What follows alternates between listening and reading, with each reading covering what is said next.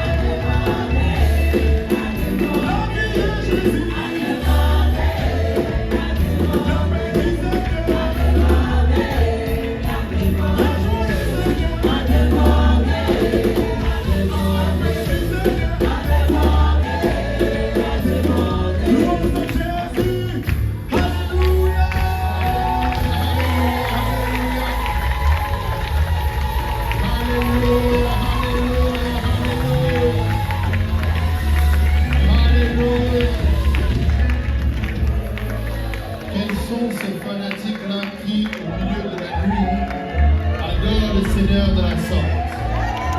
Alléluia. Vous êtes vraiment des fanatiques. Alléluia. Et laissez-moi vous dire que c'est biblique ce que vous faites. Acte 16, verset 25 nous dit, vers le milieu de la nuit, Paul et Silas priaient et chantaient les louanges de Dieu, et les prisonniers les entendaient. Tout à coup, il se fit un grand tremblement de terre, en sorte que les fondements de la prison furent ébranlés. Au même instant, quelqu'un dise au même instant, au même instant, alléluia, au même instant, toutes les portes s'ouvrirent et les liens de tous les prisonniers. Est-ce que quelqu'un connaît quelqu'un qui est prisonnier du péché? Moi, je connais des membres de ma famille qui sont encore prisonniers du péché. Amen.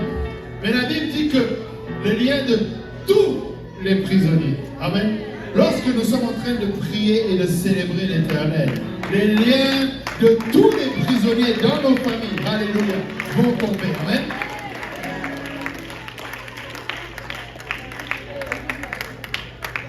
Je pense que je vais faire une série sur le combat spirituel bientôt ici.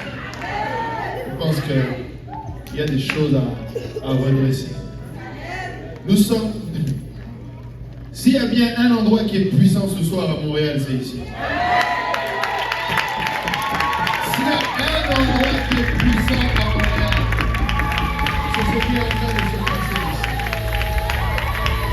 Les armes avec lesquelles nous luttons ne sont pas charnelles, mais elles sont puissantes. Elles sont puissantes. Vos louanges sont puissantes. Vos adorations sont puissantes. Le diable aimerait se faire la tête à tête avec toi et te demander mais quelle est ta raison de louer l'Éternel? Elle listait toute une série de raisons pour lesquelles tu ne devrais pas louer l'Éternel. Et laisse-moi te dire que lorsque tu loues l'Éternel, alléluia, regardez avec moi le psaume 34. Alléluia, le psaume 34.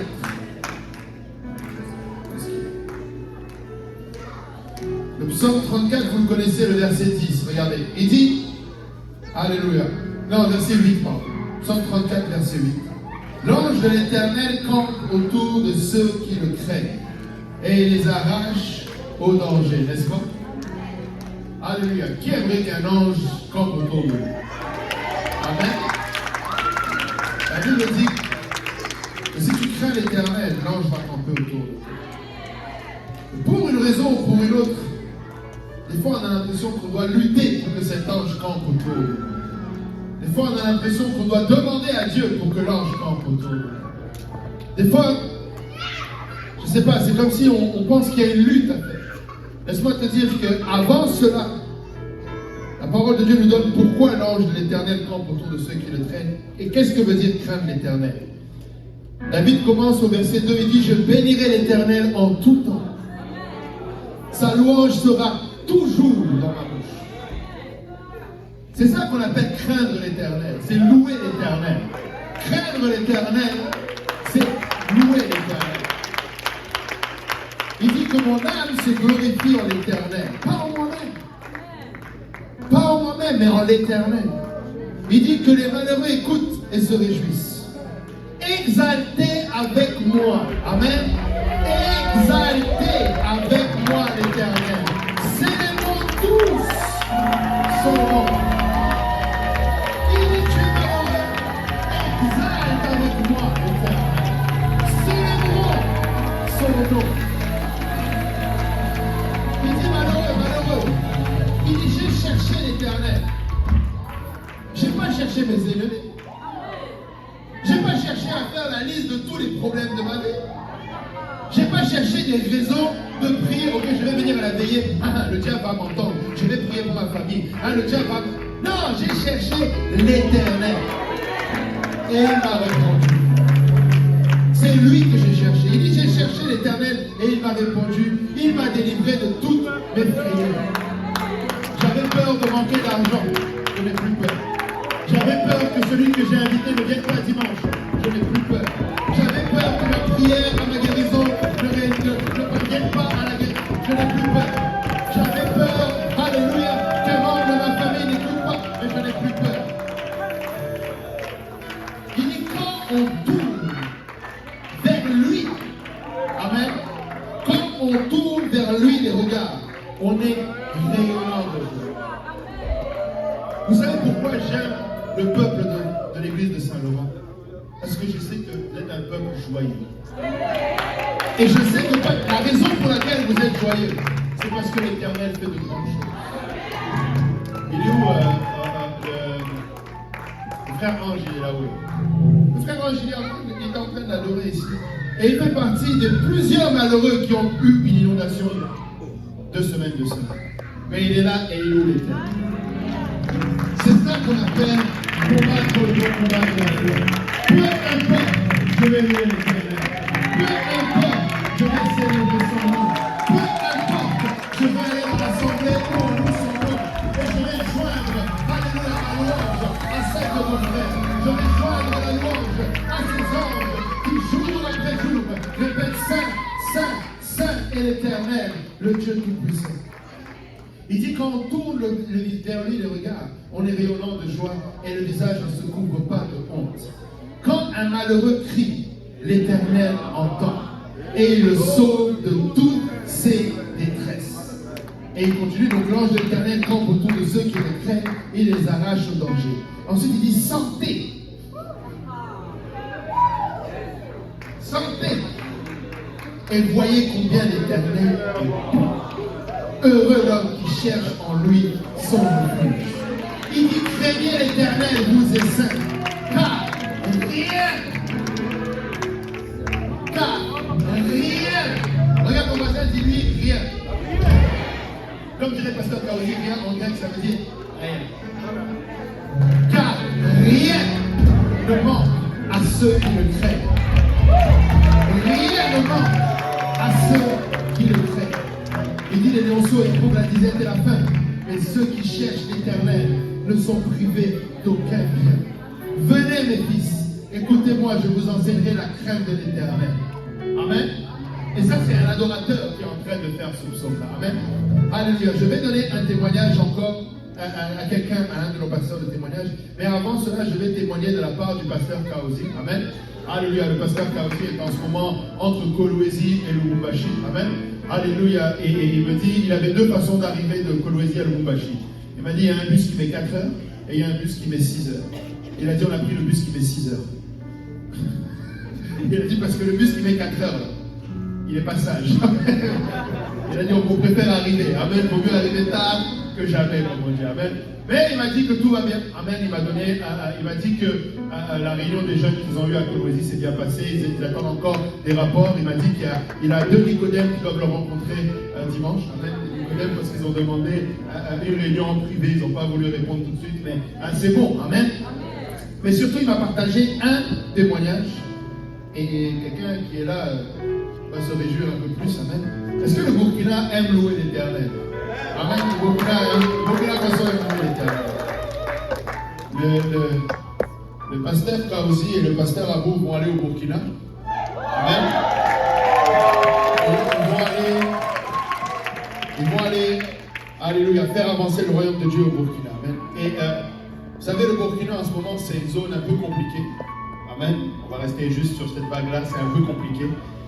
Mais nous servons un Dieu qui est un grand Dieu. Amen. Qui a son trône élevé au-dessus de tout trône. Amen. Et d'ailleurs, au départ, il me semble que ça devait être seulement le pasteur Abou qui partait au Burkina. Amen. Et Dieu a voulu que le pasteur Kaozi vienne. Amen. Qui? Pasteur Luc aussi? Pasteur Luc ici va accompagner. Ah, tu vois, je n'étais pas au courant. Pasteur Luc aussi. Ça va être chaud là-bas. Et donc, le pasteur Kaozi a fait sa demande de visa. Et là, on lui a dit que ça allait prendre à peu près 4 à 6 mois pour avoir la réponse. Et là, il commençait à être découragé parce que 4 à 6 mois, il dit à avoir su, on l'aurait fait la demande en avance. Et là, ils ont commencé à essayer de regarder à droite, à gauche, demander, mais vraiment, il n'y a rien qu'on peut faire. Et tout le monde lui disait, il n'y a rien que tu peux faire. Parce que vu la situation qui est compliquée, ça prend de connaître quelqu'un qui connaît quelqu'un qui connaît quelqu'un. Amen. Mais Pasteur Kaozi connaît celui qui connaît tout le monde. Amen. Il connaît celui qui connaît tout le monde. Et il a regardé hier, et le visa est sorti. Le visa qui normalement prend 4 à 6 mois, on a dit oublie ça. Littéralement, on lui a dit oublie ça. Mais il connaît quelqu'un qui connaît quelqu'un, qui connaît tout le monde. Amen. Et c'est ça.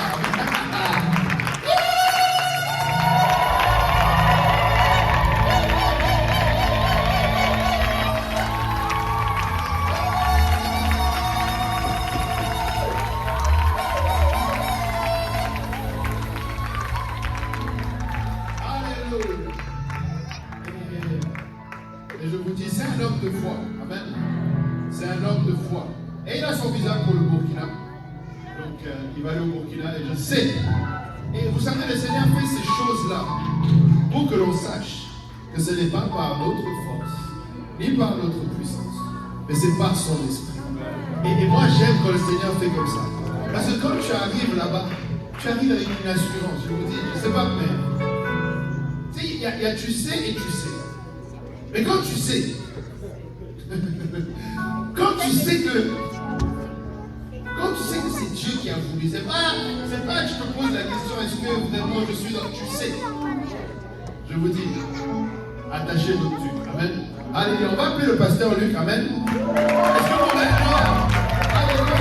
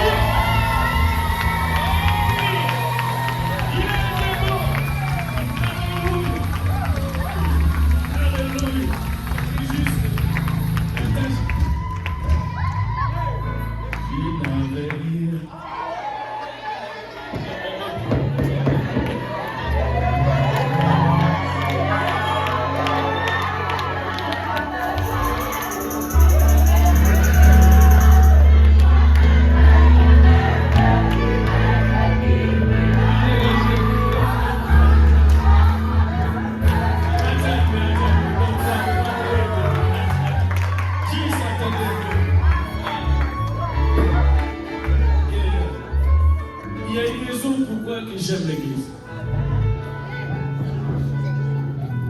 Je dis, mais pourquoi tu aimes l'église là? L'église est le seul endroit qui est la près de Dieu. Ça, c'est une chose avant de témoigner. Et aussi, c'est l'église qui peut réunir toutes les nations au monde.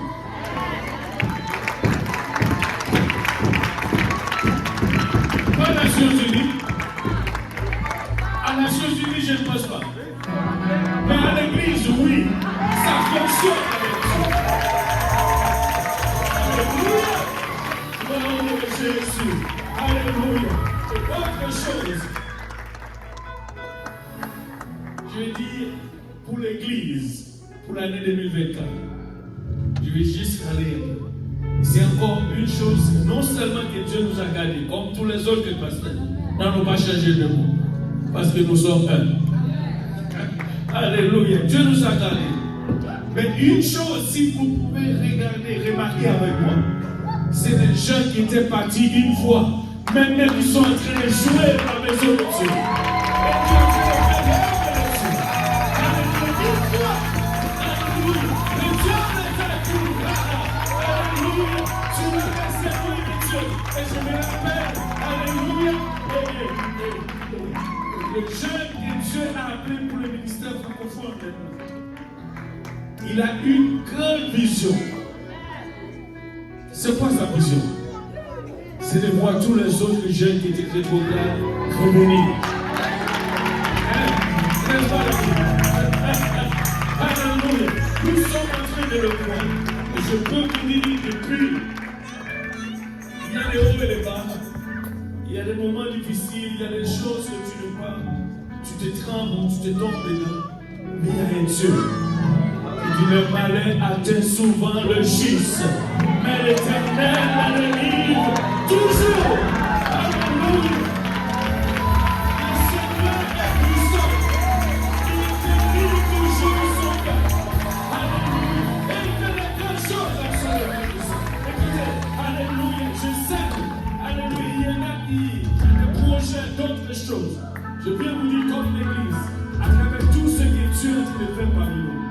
Dans toutes nos églises, il n'y a pas une de nos églises qui n'a pas un témoignage. Mais s'il y a une de nos églises qui n'a pas un témoignage, on va dire, ben, il est en train de dormir. Il y a toutes sortes de témoignages parmi de toutes nos églises. L'église est bien forte, nous voyons déjà ce que Dieu a fait. Alors, sur la main, il manque de peu de chaises. Alléluia, il manque encore ajouter. À la balle, le grand souffle là-bas. Je ne sais pas même, il me manque de mots pour expliquer vraiment la carrière de Dieu. Mais tout ce que je veux dire, nous sommes l'église. Ne laisse rien jouer dans ta tête. L'église a une seule destination. Amen. L'église a une seule destination. Écoutez, dans la voiture de l'église, il n'y a pas de air.